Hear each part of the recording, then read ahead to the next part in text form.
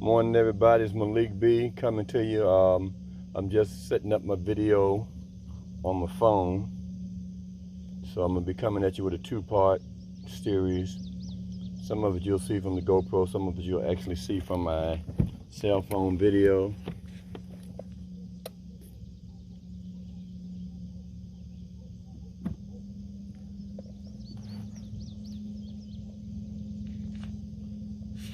I'm getting ready to work this wall area right here.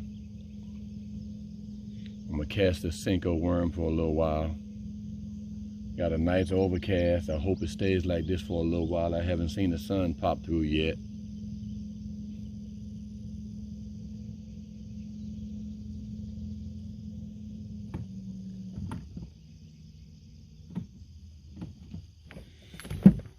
I'm going to find somewhere to stabilize my phone. Hoping that I can get you a good video.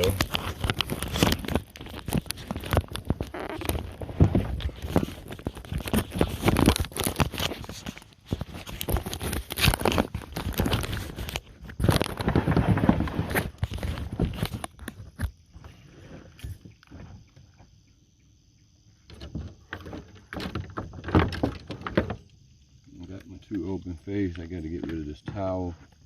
Will not be using that today. A little on the sour side this morning.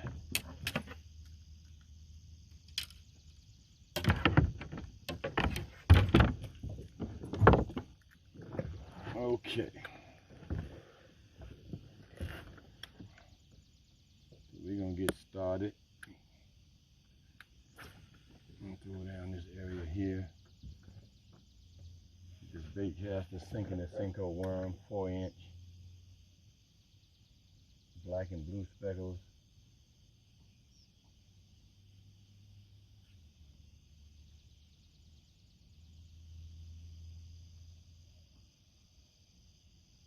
I got an Abu Garcia. Make sure I tell you the right length, 7-foot medium action. 8 ball bearings.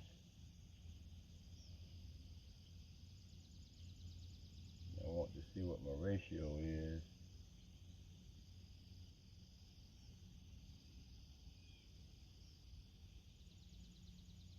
¼ ounce to 5/8 ounce lures, 8 to 17 pound test line. I have it rigged with 14 pounds, which is my favorite. Most of the time if I lose a fish, it's not because the line breaks, it's because of bad tie-in or knot. Or I cut the tag in too short.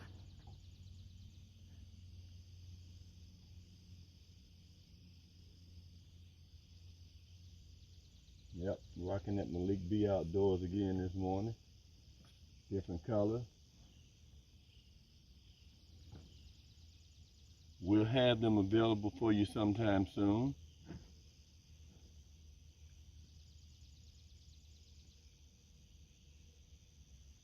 I'm gonna do something here.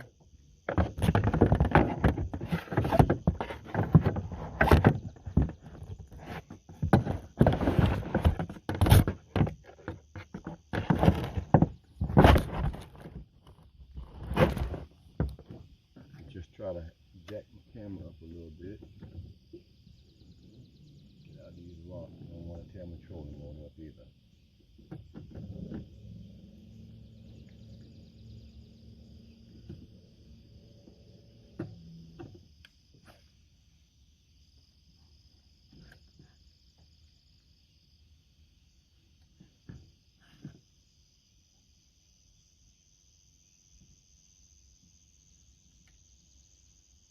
Had a strike right there, don't know what it was. Might have been a crap, it could have been a brim. There it is. Yeah, a little fish.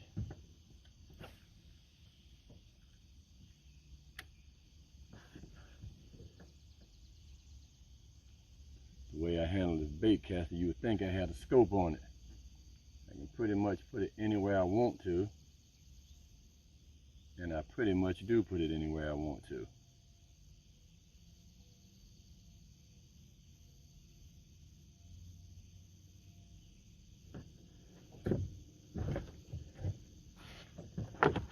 adjust my camera to make sure I'm in proper view in the sight of this camera.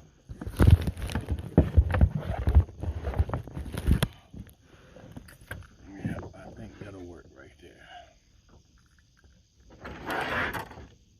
Pull these guys back.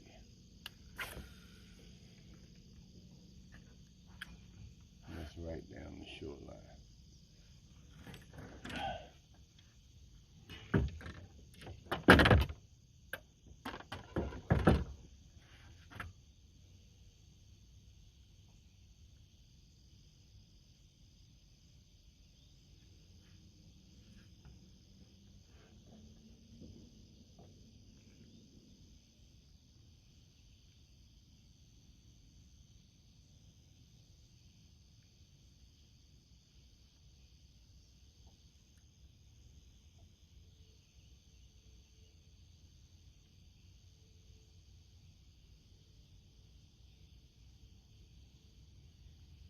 So what I'm going to do right now is give you guys a quick tutorial on a bait caster, a quick walkthrough on how to. I see a lot of people go and you pick them up and you want to use them, or you have them and you say, I don't know what to do with it. And that comes from lack of product knowledge. All right. So bait cast is pretty much simple to use. It's just like any other reel, but you have to understand the dynamics and the mechanics of it. So on the side of your bait caster, you have here what's called a calibration screw. The calibration screw is responsible for the speed fall of your line. So what I suggest anybody buy a bait caster, you take this here, you tighten this calibration screw up as much as you can, and then you push the button. When you push the button, you'll see that the line will stay suspended. But as you release the calibration screw, a little bit at a time, slowly you see the line starts to fall.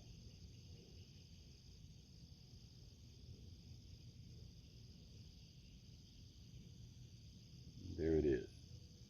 As the line starts to fall, if it's calibrated right, as soon as the lure that you have on here, you will have to calibrate it for each change of your lure based on its weight. What would happen then is you would set it right there, and when you push the button, as soon as that bait hits the water, it should stop. If you have it too loose, the spool will turn too fast, so then you just simply torque it a little bit here, and that'll keep it from backlashing. Always keep your thumb close to the spool so you can thumb it and slow it down. But what's supposed to happen is once you calibrate the screw or the tension gear, as soon as your bait hits the water, the spool should stop spinning. So go out, practice with it a little bit, and remember the first thing you want to do is take the calibration screw here, tighten it up, push your button. As you push the button, the line starts to fall. As the line starts to fall and it hits the water, or even if you're standing in your backyard and that bait touches the ground, as soon as you touch the ground, this spool should stop turning. All right? So work on that. Let me know how it goes. Hope that was a helpful suggestion for you using the bait cast. And the other thing is, when you throw it like you throw your regular reels. You can't be afraid of it. You know, you have to cast it and be in control of your cast.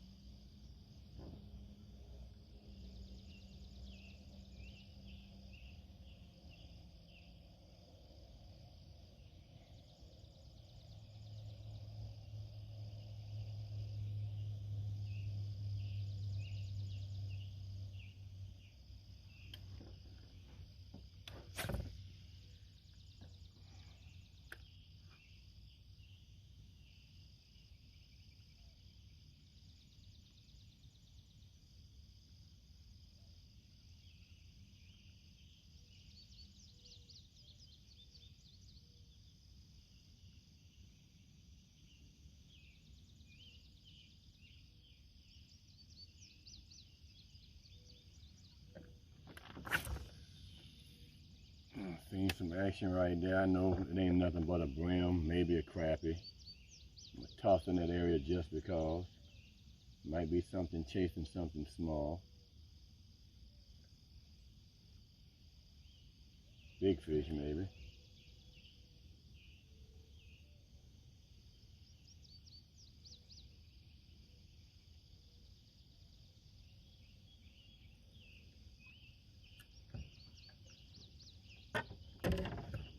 I need to readjust my bag. It's too low in the water for me.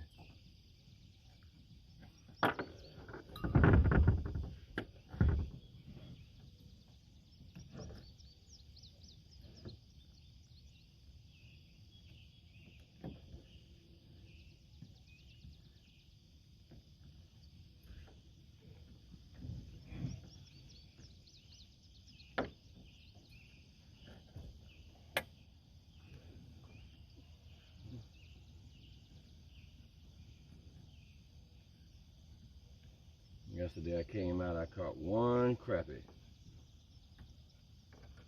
Probably 52 brim, but one crappie.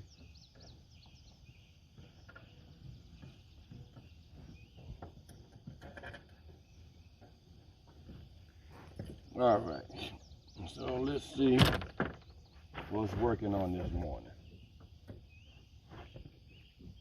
Went from a bait caster to my open face. Gonna see what's working today.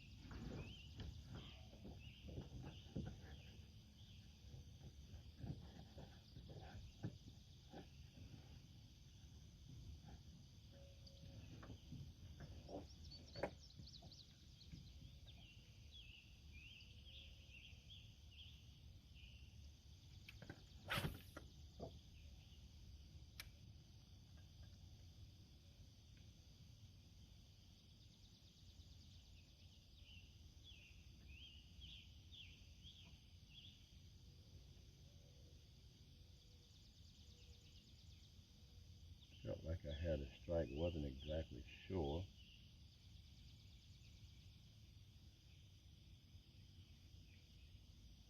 And I did. Anytime that tail come back, fold up like that, something was on it. So I'm gonna go right back in the same vicinity.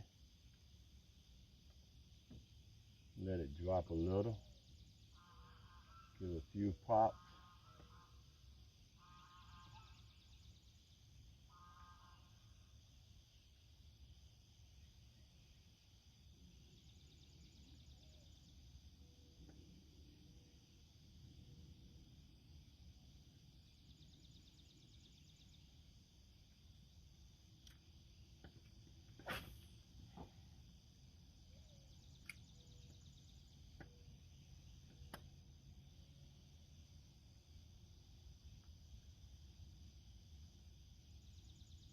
Whatever that is bumping it. It ain't taking it.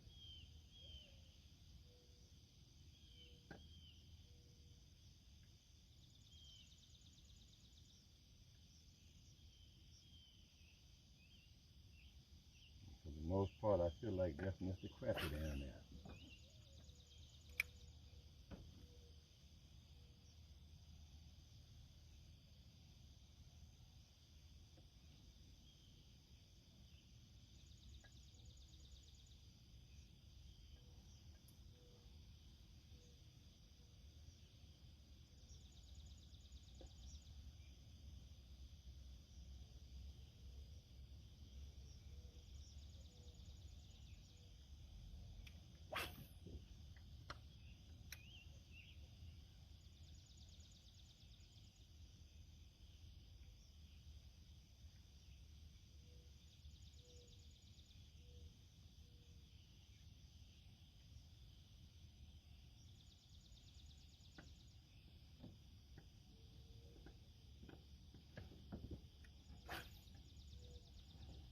You'll watch me toss this thing, God knows how many times, until I discover or find a pattern of what it is based on presentation that the fish want, fall speed, weight, color,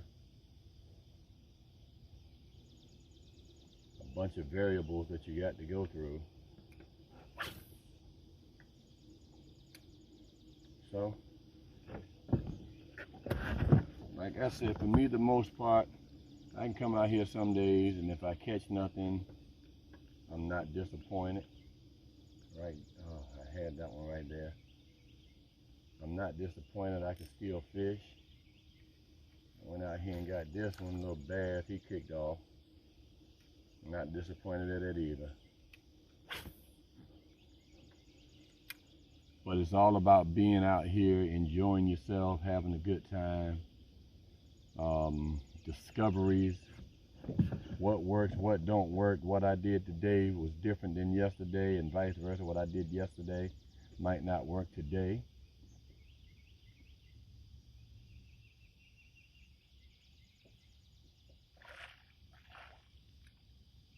Little crappie right there, he ain't got no size.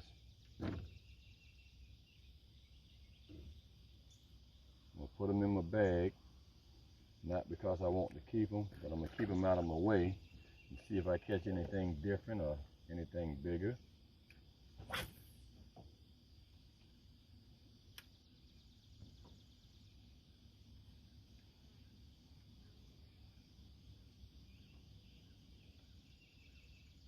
Strike number 2, good pull.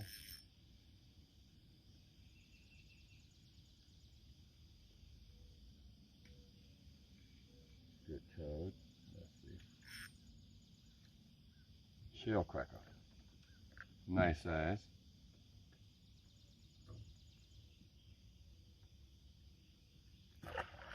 I used to come out and fish, and all day long all I would do was throw for a bass and bass and bass. I had to have a bass. The excitement in catching the bass is not knowing how big the bass you're catching is going to be. So after I topped off and I caught my 6-pounder, then I caught an 8, then I caught a 10, and my biggest is a 12. I felt like I achieved my objective, which was catching a big bass. And then it became one of those things where I knew I could do it and I knew what to do. So now when I'm out here, I just like to fish. I have so many people saying, hey, I like this type of fish, that type, or if you can I have some? I don't mind. It gives me something to do, peace of mind. And like I said, you can go check my site, Malik B.Outdoors, YouTube. Scroll down and you'll see my big bass. So what I've learned to do is, when it gets hot, bass become a little more harder to fish for. You got to fish deep, you know, and work a little hard for it. But the cooler it gets, I feel like I do better in cool weather with bass. So I'll just wait till the end of August, September, and I'll go back and do my bassing again, and I'll bring that to you again. Like I said, check out the page, Malik B.Outdoors YouTube channel. Show you how to fillet the fish, show you how to rig your soft plastic. Just a little bunch of helpful hints for you. So right now I'm swimming a CB slider. The color's classified as baby bass. And the only thing different in the color is the chartreuse tail, 2 inches in length. I'll bring that up here and show it to you guys. The chartreuse tail. I have 8-pound test line.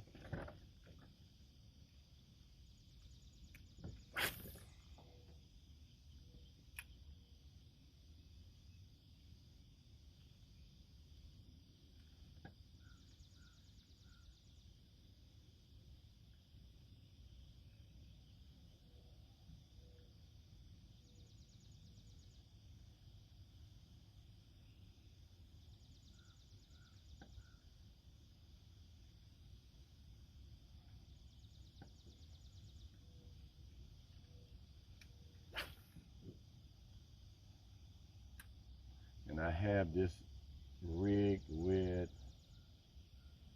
1/4 ounce sinker, and then I'll move up to 16,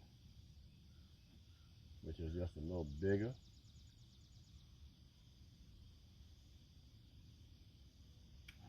And so let's see, on that shell cracker that I just caught, I think I just let it slow fall and get down to the bottom, and I started bouncing it.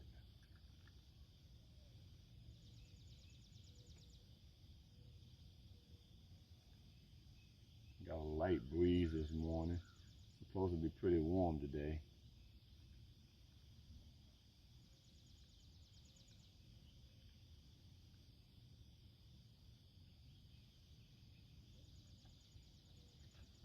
So I'm gonna put down that baby bass. I'm gonna pick up this 1/16 ounce. Throw it out there. It's yellow and white.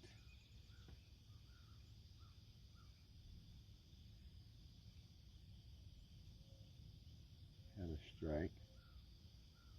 Another strike.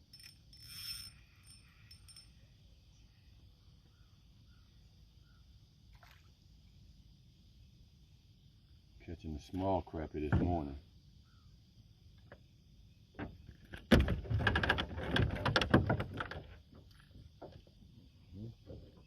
He did the work for me. Let's see if he got any company out there.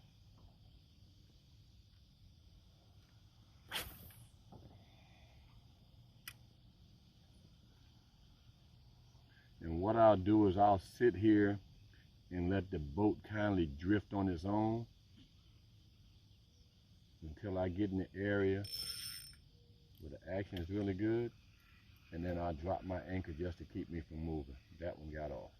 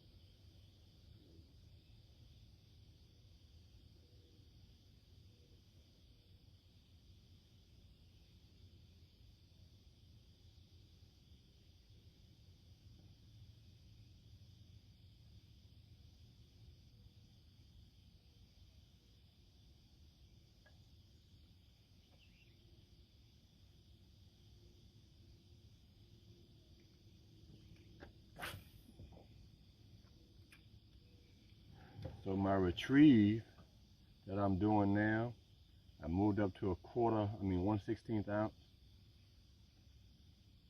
I got a slow fall with a little pop to it.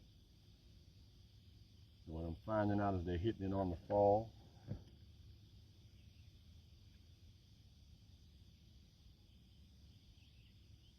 And I drifted off from where I was having my action.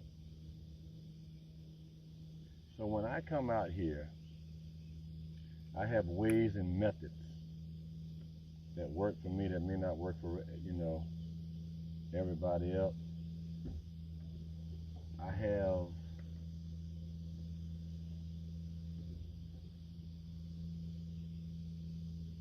to my left, and I'll turn around and show you so the GoPro can, record it for you.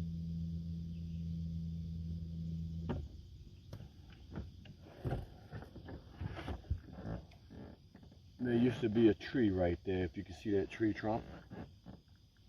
Rocks over here, space, and the opening of space, there's a tree trunk right there. But what I have noticed is that I've come out here and there have been times right off of this tree trunk, I've caught some very nice crappie off of there. So I use that as a marker.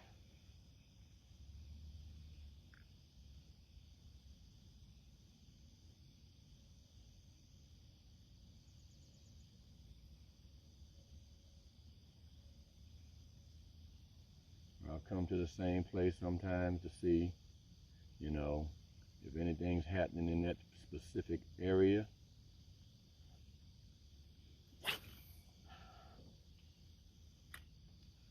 And if so, I'll fish that area for a little while. Yesterday I sat in one spot, did not move other than to put my boat in some shade. And in one area I caught 52 brim doing the same thing, going to the same spot, letting it fall. Right here, I can always tell you when I'm off my mark because I was getting strikes back to back.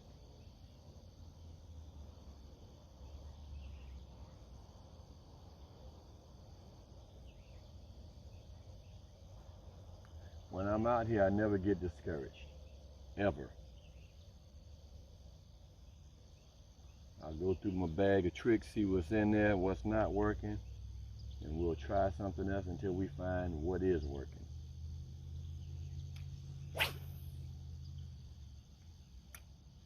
You can't tell the fish what they want, they can tell you what they want. I missed that strike there.